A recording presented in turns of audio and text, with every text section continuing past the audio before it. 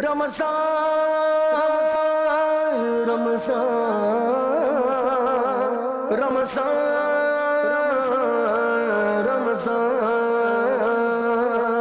रमज़ान रमज़ान रमज़ान। মাদানী চ্যানেলের দর্শক শ্রোতা, রমজান মাসের গুরুত্ব সবারই জানা। এই মাসের আগমনে মুসলমানের অন্তর খুশিতে ভরে যায়, জীবনযাপনের ধরনও পরিবর্তন হয়ে যায়, মসজিদ পরিপূর্ণ হয়ে যায়, ইবাদত ও তেলাওয়াতের আগ্রহ বেড়ে যায়। রহমতের দরিয়া এই মাসে বেশি পরিমাণে বইতে থাকে, ক্ষমার সুসংবাদ শোনানো হয় এবং গুনাহগারকে জাহান্নাম থেকে মুক্তি দেওয়া হয়। হে আল্লাহ, এই পবিত্র মাস যেন আমরা আবারও পাই। আলহামদুলিল্লাহ আজ্জা ওয়াজাল মাদানী চ্যানেল বাংলার 1440 হিজরির রমজানুল মোবারকের অনুষ্ঠিত সরাসরি অনুষ্ঠানগুলো প্রতিদিন পুনরায় সম্প্রচার করতে যাচ্ছে, যাতে থাকছে সাহারির সময় আবেগময় মুহূর্তে রহমতে ভরপুর অনুষ্ঠান ফাইজানে সাহারির কিছু ঝলক দেখে নিই। আলহামদুলিল্লাহি রাব্বিল আলামিন ওয়াসসালাতু ওয়াসসালামু আলা সাইয়্যিদিল মুরসালিন আম্মা বা'দ ফাআউযু বিল্লাহি মিনাশ শাইতানির রাজীম বিসমিল্লাহির রহমানির রহিম। আসসালাতু ওয়াসসালামু আলাইকা ইয়া রাসূলুল্লাহ ওয়া আলা আলিকা ওয়া আসহাবিকা ইয়া হাবিবাল্লাহ। আসসালাতু ওয়াসসালামু আলাইকা ইয়া নবিয়াল্লাহ ওয়া আলা আলিকা ওয়া আসহাবিকা ইয়া নূরাল্লাহ। মাদানী চ্যানেলের দর্শক শ্রোতা, আলহামদুলিল্লাহ আরও একবার উপস্থিত হয়েছি ফাইজানে সেহরি অনুষ্ঠান নিয়ে। আসুন অনুষ্ঠানের শুরুতে আমরা দুরূদ শরীফের ফজিলত শ্রবণ করি। প্রিয় নবী সাল্লাল্লাহু তাআলা আলাইহি ওয়াসাল্লাম ইরশাদ করেছেন, যে ব্যক্তি দৈনিক আমার উপর 50 বার দুরূদ শরীফ পাঠ করবে, আমি কিয়ামতের দিন তার সাথে মুসাফা করব। সাল্লু আলাল হাবিব সাল্লাল্লাহু তাআলা আলা মুহাম্মদ সাল্লাল্লাহু তাআলা আলাইহি ওয়াসাল্লাম। দর্শক, আজও আমরা একটি বিষয় নিয়েছি, আর তা হলো মার্জনা অর্থাৎ ক্ষমা। ইনশাআল্লাহ কিছু মাদানী ফুল এ সম্পর্কে শুনব। আল্লাহ তাআলা ইরশাদ করেন, হে মাহবুব, ক্ষমা পরায়ণতা অবলম্বন করুন, সৎ কর্মের নির্দেশ দিন এবং মূর্খদের দিক থেকে মুখ ফিরিয়ে নিন। ক্ষমা করে দেওয়ার বরকতে পরস্পর আপোষের পরিবেশ সৃষ্টি হয়, পরস্পরের সমস্যার সমাধান হয়ে থাকে, পরস্পরের অসন্তুষ্টি নিঃশেষ হয়ে যায়, পরস্পরের মাঝে ভালোবাসা বৃদ্ধি পায় এবং অন্তরে ঘৃণা ও বিদ্বেষের মনোভাব সৃষ্টি হয় না। সুতরাং আমাদেরও উচিত, যখনই কেউ আমার সাথে এমন আচরণ করে যাতে রাগ এসে গেছে বা রাগ হয়ে যায়, অনেক কষ্ট হলেও সেই রাগকে আমরা যেন একটু নিয়ন্ত্রণে নিয়ে আসি, আর যারাই করে এরকম তাদেরকে আমরা ক্ষমা করার চেষ্টা করি। হযরত সাইয়েদনা আনাস রাদিয়াল্লাহু তাআলা আনহু থেকে বর্ণিত, রাসূল আকরাম সাল্লাল্লাহু তাআলা আলাইহি ওয়াসাল্লাম ইরশাদ করেন, যখন লোকেরা হিসাবের জন্য দাঁড়াবে তখন এক আহ্বানকারী ঘোষণা করবে, যে ব্যক্তির প্রতিদান আল্লাহ তাআলার দয়ার দায়িত্বে রয়েছে সে যেন উঠে এবং জান্নাতে প্রবেশ করে। অতঃপর দ্বিতীয়বার ঘোষণা করবে, যে ব্যক্তির প্রতিদান আল্লাহ তাআলার দয়াময় দায়িত্বে রয়েছে সে যেন উঠে এবং জান্নাতে প্রবেশ করে। জিজ্ঞাসা করা হবে, তারা কারা? যাদের প্রতিদান আল্লাহ তাআলার দয়াময় দায়িত্বে রয়েছে। আহ্বানকারী বলবে, তারা যারা মানুষকে ভুলের জন্য ক্ষমা করেছে। অতঃপর তৃতীয়বার ঘোষণা করা হবে, যার প্রতিদান আল্লাহ তাআলার দয়াময় দায়িত্বে রয়েছে সেজন্য উঠে এবং জান্নাতে প্রবেশ করে। তখন হাজারো মানুষ দাঁড়াবে এবং বিনা হিসাবে জান্নাতে প্রবেশ করবে। সুবহানাল্লাহ। দর্শক শ্রোতা, আমরাও যদি চাই এই হাদিসে কারিমা থেকে এই নিয়ামত আমরা অর্জন করতে, তবে আমাদের কি করতে হবে? ক্ষমা প্রদর্শন করতে হবে। এমন বয়ান যার মাধ্যমে মানুষের জীবন পরিবর্তন হয়ে গেছে। আসুন সুন্নতে ভরা বয়ানের দৃশ্য দেখে নিই। दो नेमतें हैं जिनमें लोग बहुत घाटे में यानी नुकसान में, तंदुरुस्ती और फरागत, यानी सेहत और फुर्सत। लोग उमूमन इसकी कदर नहीं करते। सेहत हो, फुर्सत हो तो घूमते फिरते हैं, गुलछड़े उड़ाते हैं, टाइम बर्बाद करते हैं अपना। लेकिन जब बीमार हो जाते तो कहते हैं काश के मैं कर लेता। जो मसरूफ लोग हैं इनको पूछे तो कहेंगे कि यार बस वो माजी का वक्त था, बड़े फारिग थे, या काश के हम वो कर लेते। तो बीमारी से पहले सेहत को गनीमत जानो, ये भी हदीस का हिस्सा है। और मसरूफियत से पहले फुर्सत को गनीमत जानो, ये बहुत जरूरी है। हम फुर्सत होती है हमारे पास, टाइम होता है, हम उधर बैठ जाते हैं, हम उधर बैठ जाते हैं, इधर बैठ जाते हैं। हजरत सैयदना अब्दुल्ला बिन मसऊद रज़ियल्लाहु ताला अन्हु का एक इरशाद में आपको बयान करता हूं। आप फरमाते, मैं उस दिन बहुत ज्यादा शर्मिंदा होता हूं कि जिस रोज कोई नुमाया काम सर अंजाम नहीं दे पाता और मेरे अमल में कोई इजाफा नहीं होता। ये इंतहाई अहम बात है कि हम जैसे अभी तो खैर अल्लाह की करो रहमत है, आप अभी फैज़ान मदीना में भी हैं, मगर मदनी चैनल पर भी एक बड़ी तादाद है। तो आज के दिन क्या ऐसा खास किया, यानी एक नॉर्मल रूटीन के साथ तो हम कर ही रहे होते हैं, लेकिन कोई ऐसी खास नुमाया तब्दीली हमारे नामा अमल में दाखिल हुई हो, हमारे काम में कोई ऐसी खास नुमाया चीज आई हो, आज कोई बड़ा कोई अहम काम आपने कर लिया हो, इस तरह अगर देखा जाए तो शायद हम भी यही कहेंगे कि नहीं यार, जैसा कल गुजरा था आज गुजर गया, कोई नई चीज कर नहीं सका हूं या कोई नया में कोई अचीवमेंट नहीं हुई है। फॉर एग्जाम्पल मैं एक मामूल एक आम से एक अचीवमेंट बताता हूँ कि कल तक या तो मैं सुन्नत के मुताबिक नहीं खाता था, आज मैंने सुन्नत के मुताबिक खाना शुरू कर दिया था। अचीवमेंट, ये आपने कोई गोल अचीव किया, कोई चीज आपने हासिल की। यार कल तक मैं इमामा नहीं बांधता था, आज मैंने इमामा बांध लिया। कल तक मुझे मुस्कुराहट नहीं आती थी, आज मुझे मुस्कुराहट आ गई। आज मैं इतने घंटे तक मैंने मुस्कुरा कर लोगों से बातें की हैं। कल तक मैं तिलावत नहीं करता था, आज मैंने तिलावत की है। देखिए, मैं दावत इस्लामी वाला हूँ, देखने सुनने वाले मदनी चैनल पर दावत इस्लामी के प्लेटफॉर्म पर जमा हैं। मेरी गुफ्तगू आपसे एक दीनी दायरे कार में रहेगी, अगरचे इस तरह की गुफ्तगू बहुत सारे टॉपिक पर की जा सकती है, लेकिन मैं आपसे जो बात करने, क्योंकि ये वो चीजें जो मिसिंग है, लोग तकवे की तरफ, नेकी की तरफ, परहेजगारी की तरफ, इबादत की तरफ, रियाजत की तरफ उमूमन गौर नहीं कर रहे होते, सिर्फ अपनी दुनियावी अचीवमेंट की तरफ गौर कर रहे होते हैं कि जनाब मैं इतनी, मेरी इंक्रीमेंट हुई या नहीं हुई, मेरी सैलरी बढ़ी या नहीं बढ़ी, मेरा ये बढ़ा या नहीं बढ़ा, मेरा ग्रेड बढ़ा या नहीं बढ़ा, मैं कार से बड़ी कार की तरफ आया या नहीं आया, साइकिल से मोटरसाइकिल की तरफ आया नहीं आया। मैं नहीं कहता कि इस तरह सोचने की इजाजत नहीं है, अगर जायज तरीके से सोच रहे तो इजाजत तो मौजूद है, इसका मैं नहीं कह रहा, लेकिन इस पहलू की तरफ नॉर्मली लोग गौर नहीं करते। तो अब जिस तरफ सारी दुनिया गौर कर रही है, मैं उस तरफ आपको तरकीब दिलाकर, उस तरफ मोटिवेट करके क्या फायदा करूंगा। मैं आपको उसी तरफ लाने की कोशिश कर रहा हूं जिस तरफ नॉर्मली लोग गौर नहीं करते, सोचते ही नहीं है। यानी एक आदमी बहुत ज्यादा बोलता है, फजूल बोल रहा है, तो उसने अपने अंदर क्या इंप्रूवमेंट लानी है कि अब मैंने कम बोलने की आदत पैदा की नहीं की, या फजूल बातों से बचाओ या नहीं बचा। तो जिंदगी में रोजाना की बुनियाद पर कोई नया गोल, कोई नई बात, यही चीज घरेलू तौर पर भी देखें, कारोबारी तौर पर भी देखें, अपनी तालीम और ताल्लुम के तौर पर भी बंदा देखे, मैं उसकी वो अलग एग्जाम्पल्स हैं, वो भी दी जा सकती हैं कई जगहों पर। अलबत्ता हजरत अब्दुल्लाह इब्न मसऊद रज़ियल्लाहु ताला अन्हु का मैंने एक कॉल आपके सामने बयान करने की कोशिश की है। এরপর আপনি দেখবেন অনুষ্ঠান আসুন কোরআন শিখি, তার কিছু ঝলক আসুন আমরা দেখি। আজকে ইনশাল্লাহ আরেকটি নতুন সূরা আমরা তিলাওয়াত করব। তো নতুন সূরা তিলাওয়াত এর দিকে যাওয়ার পূর্বে গত অনুষ্ঠানে যেহেতু সূরা গাশিয়া আমরা কি করেছি, তিলাওয়াত করেছি, তো কতটুকু শেখা হয়েছে আমরা সূরা গাশিয়া থেকে কয়েকটি আয়াতে মুবারাকা তিলাওয়াত করব ইনশাআল্লাহ। তাহলে আজকে আমরা সূরা গাশিয়ার কয়েকটি শেষের দিক দিয়ে বরকতময় আমরা আয়াতে মুবারাকা তিলাওয়াত শুনবো। তো কে শোনাবো আমাদেরকে? জি, তাহলে আমাদের আজকে শোনাবো আমাদের মুহসিন ভাই আমাদেরকে। মুহসিন ভাই আমাদেরকে সূরা গাশিয়া থেকে শেষের কয়েকটি আয়াতে মুবারাক আমাদেরকে শুনিয়ে দিন। আউযু বিল্লাহি মিনাশ শাইতানির রাজীম। বিসমিল্লাহির রহমানির রহিম। আমরা একটু মনোযোগ সহকারে শুনি। আমাদের যে দর্শক শ্রোতা, আপনিও শ্রবণ করুন যে আমার মুহসিন ভাই যে তেলাওয়াতগুলি করছেন ওগুলি সঠিক হচ্ছে কিনা, শুদ্ধ হচ্ছে কিনা। জি। ইল্লা মান তাওয়াল্লা ওয়া কাফার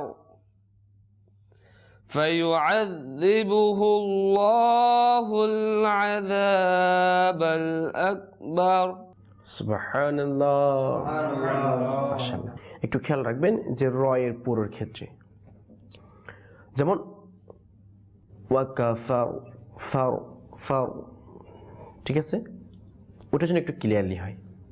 বাকিগুলো ঠিক আছে, মাশাআল্লাহ, ধন্যবাদ। যে সূরাটি আজকে আমরা তিলাওয়াত করব ওই সূরাটির নাম হচ্ছে সূরাতুল ফজর। নাম কি? ফজর। আচ্ছা, তো ওই সূরাটি অবতীর্ণ হয়েছে মক্কা শরীফের মধ্যে। কোথায়? আল্লাহ তাআলা মক্কা শরীফের মধ্যে নাজিল করেছেন। এই সূরার মধ্যে আয়াতে মুবারাকা হচ্ছে 30টি। সুবহানাল্লাহ। আয়াতে মুবারাকা কয়টি? 30টি। আসুন আমরা আর দেরি করব না, আমরা তিলাওয়াতের দিকে চলে যাই। আউযু বিল্লাহি মিনাশ শাইতানির রাজীম। أعوذ بالله من الشيطان الرجيم.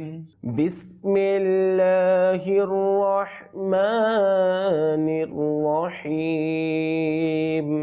بسم الله الرحمن الرحيم. والفجر وليال عشر. والفجر وليال عشر. এখন দেখবেন অনুষ্ঠান রমজান মাহে নূর, যার মধ্যে বিভিন্ন বিষয়ের উপর বিভিন্ন মাদানী ফুল। জাকির ভাই, আজকের বিষয় নেকিগুলো গোপন রাখুন।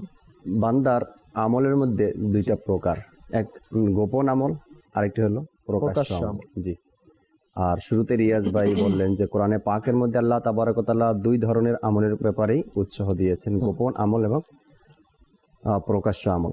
হুজুর আকরাম সাল্লাল্লাহু তাআলা আলাইহি ওয়াসাল্লামের দরবারে এক সাহাবী আসলেন আর ইরশাদ করলেন, ইয়া রাসূলুল্লাহ সাল্লাল্লাহু তাআলা আলাইহি ওয়াসাল্লাম, আমি গোপনে ইবাদত করি, কিন্তু যখন আমার এই ইবাদত অন্য কেউ দেখে তখন আমি আনন্দ পাই। গোপন ইবাদত করি, গোপনে রাতে তাহাজ্জুদ পড়ি, তো যখন মানুষ এটা দেখে তখন আমি আনন্দ পাই। হুজুর আকরাম সাল্লাল্লাহু তাআলা আলাইহি ওয়াসাল্লাম তার জন্য খুব সুন্দর মাদানী ফুল দিয়ে ইরশাদ করলেন যে তুমি গোপন ইবাদত করো, কিন্তু এটার মধ্যে ইখলাসের অভাব আছে। আচ্ছা, যদি তুমি ইখলাসের সাথে করো, নিয়ত সঠিক রেখে এই গোপন আমল করো, তবে এই আমল আল্লাহ তাআলার দরবারে কবুল হবে এবং মানুষ দেখলে তখন আর তোমার অন্তরের মধ্যে আনন্দ অনুভব হবে না। তাই গোপন আমল করার জন্য ইখলাস তোমাকে দরকার। ইখলাসের ব্যাপারে এখানে উৎসাহ দেওয়া হয়েছে। আসলেই গোপন আমল আর প্রকাশ্য আমল দুইটার মধ্যেই ইখলাস আমাদের প্রয়োজন। ইখলাস যদি না থাকে তখনই সেই আমল যদি কেউ দেখে তো তখন আনন্দ অনুভব হয়, আনন্দ প্রকাশ পায়, মনে মনে আনন্দ হয়।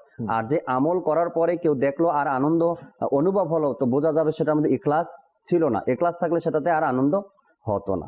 এই জন্য আমাদের উচিত হলো যখনই আমরা গোপন আর প্রকাশ্য ইবাদত করি, কমপক্ষে শুরুতেই যেন আমাদের নিয়তটা আমরা ঠিক করে নিই। এখন দেখবেন মাদানী মুন্নাদের উপদেশমূলক মাদানী পুষ্পগুচ্ছ সম্বলিত অনুষ্ঠান ঘরে ঘরে রমজানের কিছু দৃশ্য। মানুষ যে গুনাহ করে, গুনাহ আছে না, বিভিন্ন ধরনের মানুষ গুনাহ করে। কেউ আছে মিথ্যা বলার অভ্যাস, কেউ আছে চুরি করার অভ্যাস, কেউ আছে ধোকা দেওয়ার অভ্যাস, কেউ আছে চগলখুরি করার অভ্যাস। এরকম অভ্যাস থাকে না মানুষের। গুনাহ করার পর যখন 8টি নেক আমল করা হয় তখন এর গুনাহের ক্ষমার আশা করা যায়। যখন মানুষ গুনাহ করে ফেলে, গুনাহ করার পরে যখন 8টি নেক আমল করে, বলা হয়েছে তখন তার গুনাহের ক্ষমার আশা করা যায়। 4টি আমল সম্পর্কে অন্তরে থাকে। নাম্বার 1, তওবা বা তওবার প্রতিজ্ঞা করা, তওবা করা বা তওবার প্রতিজ্ঞা করা। নাম্বার 2, গুনাহ থেকে বিরত থাকার কামনা, অর্থাৎ গুনাহ থেকে সে বেঁচে থাকবে সেই আশা করা। নাম্বার 3, আযাবের ভয় করা, আমি যে গুনাহ করেছি এটার জন্য আমাকে আযাব ভোগ করতে হবে, এরকমের ভয় মানুষের অন্তরে থাকা। আর নাম্বার 4, ক্ষমা পাওয়ার আশা। এই 4টি আমলের সম্পর্ক অন্তরের সাথে, আর বাকি 4টি আমলের সম্পর্ক হলো তার অঙ্গ প্রত্যঙ্গের সাথে। যেমন রোজা রাখে মানুষ, কিভাবে রোজা রাখে? রমজান মাস না খেয়ে রোজা রাখতে হয় না, শারীরিক দুর্বলতা এখানে চলে আসে। সাদকা করে কেমনে? মানুষ উপার্জন করে, সেই উপার্জনের টাকা থেকে মানুষ কি করে? সাদকা করে।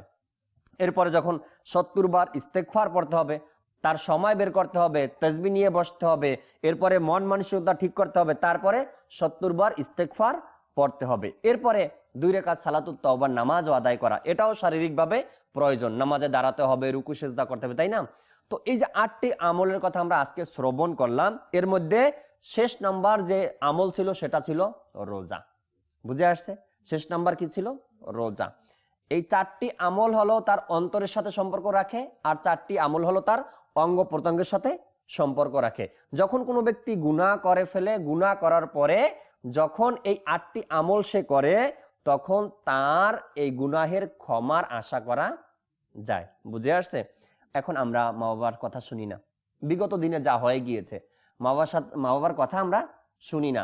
মা যদি কয় তোমাকে ডাইনে যেতে হবে, আমরা কি বলি? ডাইনে যাব না, বামে যাব।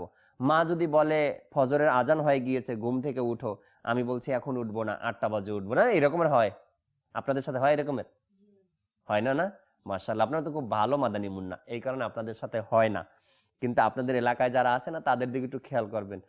তারা মা বাবাকে আস্তাগফিরুল্লাহ গালি দেয় না, এরপরে এমন বন্ধু বান্ধবের সাথে চলে যাদের পরিবেশ অনেক খারাপ বানিয়ে দেয় তাদেরকে, তাই না? এরকমের। তো আমরা তো মহলে আছি, আমাদের মধ্যে তো এরকমের কোনো সমস্যাই নেই, আমাদের এরকম কোনো ঝামেলা হয় না, কিন্তু যারা মহলের বাইরে তাদের মধ্যে এরকমের হয়।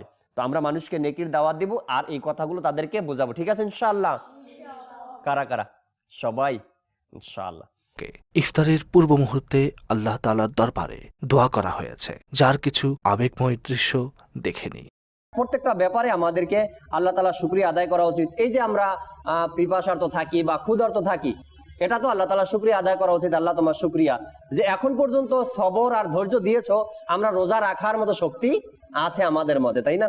আল্লাহ তাআলা আমাদেরকে বোঝার আর রোজাগুলো ধৈর্যের সাথে যেন আমরা আদায় করতে পারি, সেই তৌফিক আল্লাহ আমাদেরকে দান করুক। দর্শক শ্রোতা, আলহামদুলিল্লাহ, অনুষ্ঠানের নামই মোনাজাত ইফতার। মোনাজাত হয়, এখানে দোয়া করা হয়, সবার জন্য দোয়া করা হয়, বিশেষ করে নিজের মা বাবা, আত্মীয় স্বজন, কবরবাসী যারা আছেন তাদের জন্য, আর আল্লাহ তাআলার দরবারে নিজের রোজা যেন আল্লাহ কবুল করে, এজন্য আমরা দোয়া করি সবসময়। আসুন আজও আমরা ইনশাআল্লাহ তাআলা সবাই একত্রিত হয়। দর্শক শ্রোতা, আপনি আপনার ঘরের মধ্যে আসুন, আমরা সবাই মিলে আল্লাহ তাআলার দরবারে দোয়া করি যাতে আল্লাহ তাআলা আমাদেরকে নেক বানিয়ে দেন। আলহামদুলিল্লাহি রাব্বিল আলামিন, ওয়াসসালাতু ওয়াসসালামু আলা সাইয়্যিদিল মুরসালিন। তাই আল্লাহ তাআলা ইফতারের আগের মুহূর্ত, আল্লাহ পূর্ব মুহূর্ত, মাওলা দোয়া কবুলের সময় আল্লাহ তুমি আমাদের গুনাহকে মাফ করে দাও। এই আল্লাহ, যাদের মা বাবা বেঁচে আছে খেদমত করার তৌফিক দান করে দাও। এই আল্লাহ, গুনাহ থেকে বেঁচে থাকার তৌফিক দিয়ে দাও। মাওলা, সকল প্রকারের নাফরমানি থেকে বাঁচার তৌফিক দিয়ে দাও। অনুষ্ঠান ঘরেলু মাসাইল और उनका हाल। এই অনুষ্ঠানের মধ্যে সমাজে প্রচলিত বিভিন্ন সমস্যার সমাধান শরঈ দৃষ্টিতে বর্ণনা করা হয়। আসুন তার কিছু দৃশ্য দেখে নেই। सिलसिला आप देख रहे हैं घरेलू मसाइल और उनका हल। आज के हमारे सिलसिले का जो मौजू है वो है बद अखलाकी। सबसे पहला सवाल ये है कि बद अखलाक बनने की क्या पहचान है? मुझे कैसे पता चले कि मैं बद अखलाक हूँ या मैं हुस्न अखलाक का पैकर हूँ? काले और गोरे की क्या पहचान है? नजर आ जाता है, काला भी नजर आ जाता है, गोरा भी नजर आ जाता है। तो बद अखलाकी भी नजर आती है, अखलाक भी नजर आ जाते हैं। ठीक, बद अखलाकी इंसान को बदनुमा कर देती है और हुस्न अखलाक इंसान को खूबसूरत बना देता है। सुभान अल्लाह। ये किसी एक फर्द पर नहीं है, ये पूरे घर के माहौल को मुतासिर करने वाला एक फेल है, वो है बद अखलाकी जी। यानी पूरे घर का निज़ाम जो है ना वो धर्म भरम हो जाता है जी। और इंसान कहीं का इसमें बद अखलाक, अगर खुदा न खास्ता घर का बड़ा है यानी वालिद है तो घर के दीगर अफराद को भी मुतासिर करता है, बल्कि अगर यूं देखा जाए तो पूरे घर का निज़ाम धर्म भरम कर देता है। बाद रिश्ते ऐसे जिनमें नसीहतें चुपती हैं, कम लोग होंगे जो कबूल कर लेते होंगे, मगर बाद रिश्तों में नसीहतें जो है ना वो वाकई चुपती हैं, जबकि ये दुरुस्त नहीं है। अगर कोई भी आपको अच्छी बात कह रहा है, नसीहत कर रहा है, आपको अखलाकियात की बात कर रहा है, आपकी गलती आपके सामने रख रहा है, तो फारूक आज़म रज़ियल्लाहु ताला अन्हु फरमाते मेरा दोस्त वो है जो मुझे मेरे ऐब बताए। मगर ऐसे अखलाक हम कहाँ से लाएं? इतना ज़र्फ कहाँ से लाएं कि अगर हमारी वो क्या जेठानी और देवरानी, तो ये जो जेठानी और देवरानी के अंदर ये रिश्ता आपस में कैसे, मतलब कि ये इनके अंदर इतना टॉलरेंट हो, इतनी इनमें ज़र्फ हो कि वो एक दूसरे का कहना सुनना बर्दाश्त कर लें, तो ये फिर एक अलग है। इसमें ये होता है कि असल में इसमें भाइयों का भी होता है कि अगर भाइयों में मोहब्बत हो ना, और भाइयों बहनों में मोहब्बत है, ये आपस की मोहब्बत है ना, तो वो दोनों जो बाहर से आई है ना, वो देखेंगे घर का माहौल कैसा है, तो इंशाल्लाह इनकी आपस की तबीयतों पर असर पड़ेगा, इनके आपस के ताल्लुकात पर असर पड़ेगा। तो ये चीजें होती हैं, मगर ज़र्फ होना चाहिए। मैंने कहने को कह दिया कि नसीहत ना करे, लेकिन कभी कभी होता है, यानी बाद औक़ात कपड़े पर भी बोलेगी ना तो उसको बुरा लगे, इसको क्या पड़ी हुई है कि मुझे कपड़ों पर बोले कि आपने ऐसे कपड़े क्यों लिए, तो ये क्यों लिया। मैंने से पूछा था, मुझे कपड़ों पर बोले, चप्पल पर बोले, इस पर बोले, उस पर बोले। भाभियों को चाहिए कि ये आई है ना तो इसको मोहब्बत दें, अखलाक याद दें, माशाअल्लाह। ये आई है तो इसके दिल में इज्जत आएगी, और उसको भी चाहिए कि आकर भाभियों के साथ उससे सुलूक करे, ताकि इसके आने का इंतजार रहे, ना कि इसके जाने का इंतजार रहे। अखलाक और मुस्कुराहट इतनी प्यारी शे है। घर में अगर मुस्कुराहट हो ना, अखलाक हो, तो काम भी आसान हो जाते हैं, अमन आ जाता है, मोहब्बत हो जाती है, और एक खूबसूरत सा माहौल, जैसे कि ऐसा लगता है कि जैसे कि हर तरफ जो ना फूल खिले हुए हैं घर के अंदर ना, हर तरफ फूल खिले रहते हैं, ये माहौल हो जाता है। और अगर घर के अंदर जैसे कि गुस्सा और चिड़चिड़ापन हो ना, तो ऐसा लगता है कि जैसे कि अपने वो क्या कैसे हर तरफ कांटे काटे, तो ये हाल हो जाता है। तो मेरे मीठे प्यारे इस्लामी भाइयों, अगर घर के अंदर अमन और मोहब्बत चाहते हैं तो बद अखलाकी को घर के बाहर नहीं, कहीं मतलब कि कहीं दफन का करा जाए, घर के बाहर भी ना रखे, वरना आपके पड़ोसी आपकी बद अखलाकी के शिकार हो जाएंगे। এরপর দেখবেন অনুষ্ঠান রমজান এবং আমাদের স্বাস্থ্য। আসুন তার কিছু দৃশ্য দেখে নিই। আজকের আমাদের বিষয় হচ্ছে ডেঙ্গু নিয়ে। আজকে যে ডেঙ্গু নিয়ে আলোচনা করবো, আসলে ডেঙ্গুটা কি, আসলে এটা কি ধরনের রোগ? জি, চমৎকার একটি প্রশ্ন এবং সময় উপযোগী। ধন্যবাদ এই টপিকটা নেওয়ার জন্য। তো এই সিজনে ডেঙ্গু এর প্রকোপটা, এর প্রভাবটা অনেক বেশি পরিমাণে পরিলক্ষিত হয়। সুতরাং মানে সময়ের সাথে বিষয়টা খুব উপযোগী। তো আপনি যেটি জানতে চেয়েছেন ডেঙ্গু আসলে কি, ডেঙ্গু হচ্ছে মূলত মশাবাহিত একটি রোগ, যেটা এডিস মশার কামড়ে হয়ে থাকে। এডিস মশার কামড়ে এটা হয়ে থাকে। তো এটা একটা ভাইরাল ফিভার, ডেঙ্গু একটা ফিভারের নাম, এটা একটা ভাইরাল ফিভার। আমরা মাদানী চ্যানেলের আরেকটা এপিসোডে আলোচনা করেছিলাম যে ভাইরাল ফিভার সম্পর্কে। তো ডেঙ্গু মূলত যেহেতু এডিস মশার কামড়ে হয় এবং একটা ভাইরাল ফিভার, হ্যাঁ, অ্যাডিনো ভাইরাস দিয়ে হয়ে থাকে। তো আপনার এটার সাধারণত লক্ষণগুলা অনেকটা ভাইরাসের যে ভাইরাসজনিত যে জ্বর আছে সেই জ্বরের লক্ষণের মতো হয়। ভাইরাল ফিভারের লক্ষণগুলো সাধারণত কি, সেই ভাইরাল ফিভারের লক্ষণ প্লাস আপনার ডেঙ্গুর জন্য আলাদা কিছু লক্ষণ আছে, এই দুটোকে মিলিয়ে আমরা মোটামুটি ডেঙ্গু চিন্তা করে থাকি। তো আপনার মনে করেন যদি ডেঙ্গু জ্বর হয়, তখন দেখা যায় প্রথম দিন থেকে প্রচন্ড রকমের জ্বর থাকে, জ্বরটা 104 ডিগ্রি পর্যন্ত হতে পারে। তারপর হচ্ছে এই জ্বরটা হওয়ার সাথে সাথে মানে এটাকে মানে ব্যাকবোন বলা হয়, মানে এমন হচ্ছে কি এগুলো কি লক্ষণ? জি, এই রোগের লক্ষণ, ডেঙ্গু জ্বরের লক্ষণ। জি, এই উপসর্গগুলো দিয়ে আমরা মোটামুটি আপনার ডেঙ্গু চিন্তা করি আর কি। জ্বরটা একটু বেশি থাকে, তারপর হচ্ছে আপনার মানে চোখের পাতা, চোখের পেছনে ব্যথা অনুভব হয়, পিঠে ব্যথা অনুভব, চোখের পাতার পিছনে, চোখের পাতাও ব্যথা হয়, চোখের পেছনেও ব্যথা হয়, অক্ষিগোলকের পেছনেও ব্যথা হয়, কপাল ব্যথা করে, কোমর ব্যথা করে। হ্যাঁ, মানে এখানে একটা ব্রেক বোন, পেশেন্টের কাছে মনে হবে, রোগীর কাছে মনে হবে তার মানে হাড্ডি গুলো কেউ একজন ভাঙতেছে।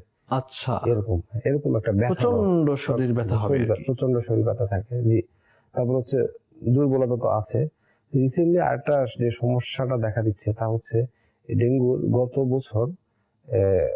বছর নতুন করে ডেঙ্গুর কিছু সাইন সিমটম অ্যাড হয়েছে, যেটা কিনা আগের ডেঙ্গুর সাথে মিলানো না। হ্যাঁ, মিলানো একটু টাফ হয়ে গেছে।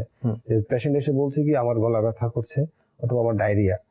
আগে কিন্তু মানে ডেঙ্গুর পেশেন্টরা এই বিষয়গুলো এগুলো ছিল না, কিন্তু এখন নতুন করে আবার ডেঙ্গু জ্বরের সাথে দুটো জিনিস অ্যাড হয়েছে। সুতরাং এই বিষয়গুলো থাকলেই আমরা চিন্তা করি এই পেশেন্টের মানে আপনার ডেঙ্গু হতে পারে। এরপর দেখবেন অনুষ্ঠান আমাদের সমাজ ব্যবস্থা। আসুন তার কিছু দৃশ্য দেখে নিই। কাউসার ভাই, আজকে যে বিষয় নিয়ে আমরা আলোচনা করতে যাচ্ছি সেটা হচ্ছে ধৈর্য ধারণ, এবং এক্ষেত্রে আমাদের জন্য শিক্ষা কি আপনি যেমন নবীদের জীবনে আলোচনা করে আমাদেরকে। যদি আমরা দেখি, প্রথম আমাদের হযরত আইয়ুব আলাইহিস সালাতু ওয়াস সালাম, ইনার জীবন যদি আমরা দেখি, ইনার জীবনের ক্ষেত্রে বেশিরভাগই আমরা আলহামদুলিল্লাহ জানি হযরত আইয়ুব আলাইহিস সালাতু ওয়াস সালাম এনার জীবনের ঘটনাটা। যেমন প্রথমত এই ঘটনাটা আসার আগে, ঘটনাটা আসার ক্ষেত্রে কারণের মধ্যে যদি আমরা দেখি, তাহলে দেখা যাবে শয়তান সে আল্লাহ তাআলাকে বলেছিল এরকম যে আপনার প্রিয় বান্দা, আপনার প্রিয় নবী, তো ইনাকে আপনি এখানে একটা লক্ষণীয় বিষয়টা হচ্ছে আইয়ুব আলাইহিস সালাতু ওয়াস সালাম ইনার ইবাদতের মাত্রা এটা অনেক বেশি ছিল। মানে ইনার প্রথমত ইনার ধন সম্পদের মাত্রা অনেক বেশি ছিল। তার ধন সম্পদের কোনো কমতি ছিল না, ঐশ্বর্যের কমতি ছিল না, কোনো কমতি ছিল না এক্ষেত্রে। তো শয়তান সে এই আইয়ুব আলাইহিস সালাতু ওয়াস সালামকে কোনোভাবে সে ধন সম্পদ পাওয়ার পরেও কোনোভাবে সে আইয়ুব আলাইহিস সালাতু ওয়াস সালামকে সে নাড়তে পারছে না আল্লাহ তাআলার ইবাদত থেকে। তখন শয়তান আল্লাহ তাআলার দরবারে অভিযোগ করলো, হে আল্লাহ, যে আপনার এই বান্দাকে আপনি অনেক নিয়ামত দিয়েছেন, অনেক ধন সম্পদ দিয়েছেন, যার কারণে সে শুকরিয়াতে আপনার ইবাদত করে। আপনি যদি তাকে কোনো ধন সম্পদ না দেন, ধন সম্পদ তার থেকে উঠিয়ে ফেলেন, হয়তোবা সে আপনার শুকরিয়া আদায় করবে না। আচ্ছা, তখন আল্লাহ তাআলা তার এই কথাটার ব্যাপারে আল্লাহ তাআলা এটাও বলেছিলেন যে না, আমার এই বান্দা সে শুধু ধন সম্পদ দিয়েছে এটাই নয়, এর মতো শুকরিয়া আদায় করছে এটাই নয়, বরঞ্চ যদি আমি তার থেকে ধন সম্পদ উঠিয়ে নিই, এরপরেও সে আমার শুকরিয়া আদায় করবে। সুবহানাল্লাহ। তো এরপরে ফেরেশতা আইয়ুব আলাইহিস সালাতু ওয়াস সালামের কাছে এসেছিল এবং বলেছিল যে হে আইয়ুব আলাইহিস সালাতু ওয়াস সালাম, আপনার উপর বিপদ আসবে, আপনার উপর মুসিবত আসবে, আপনি তার জন্য প্রস্তুতি গ্রহণ করুন।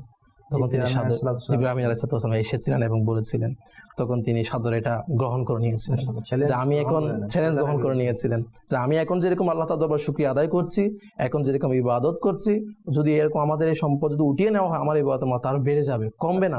শেখে তরিকত আমিরে আহলে সুন্নাত দামাত বারাকাতুহুমুল আলিয়ার ইলম ও হিকমতে ভরা অনুষ্ঠান মাদানী মুযাকারা।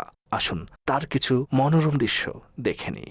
प्यारे अमीर अहले सुन्नत की बारगाह में ये सवाल है कि अक्सर लोगों को ये देखा जाता है, कुछ कम अकली की वजह से कहते हैं कि भाई जो बंदा ना नमाज पढ़ता है, ना रोजा रखता है, ना तरावी पढ़ता है, तो लोग ये कहते हैं कि जी इसको रमजान शरीफ की आमद की क्या मुबारकबाद देना, ये तो रमजान शरीफ की कदर ही नहीं करता।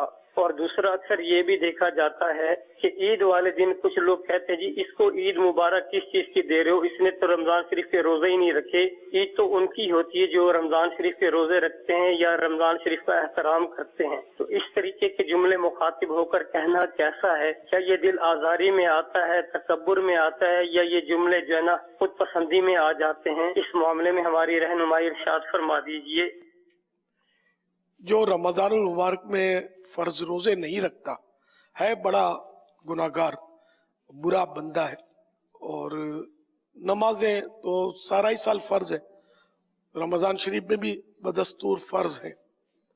तरावी ये इजाफी इबादत है जो सिर्फ रमज़ान शरीफ ही में की जाती है। बहरहाल ये कि जो इस तरह नहीं करता वो अच्छा आदमी तो नहीं है। अलबत्ता रमज़ान की मुबारकबाद उसे देने में हरज नहीं है कि रमज़ान हर मुसलमान के लिए बरकत वाला है। इसी तरह ईद, तो जिसने नऊज़ु बिल्लाह रमज़ान शरीफ के रोज़े नहीं रखे, ईद की नमाज उस पर भी वाजिब है। तो इस तरह यह कि अगर उसको ईद की मुबारकबाद पेश की तो इसमें भी कोई हरज नहीं है। अब ये कहना उसको कि तुमने रोजे नहीं रखे, तुमको रमजान की मुबारकबाद नहीं देंगे, या रमजान के रोजे नहीं रखे तुमको ईद मुबारक नहीं देंगे, तो ज़रा इस तरह नाराजी और फिर झगड़े, मुनाफरत भी फैल सकती है। तो बहरहाल लेकर उसको ईद की मुबारकबाद देने में कोई हरज भी नहीं है। सल्लु अलल हबीब सल्लल्लाहु तआला अला मुहम्मद। रमज़ान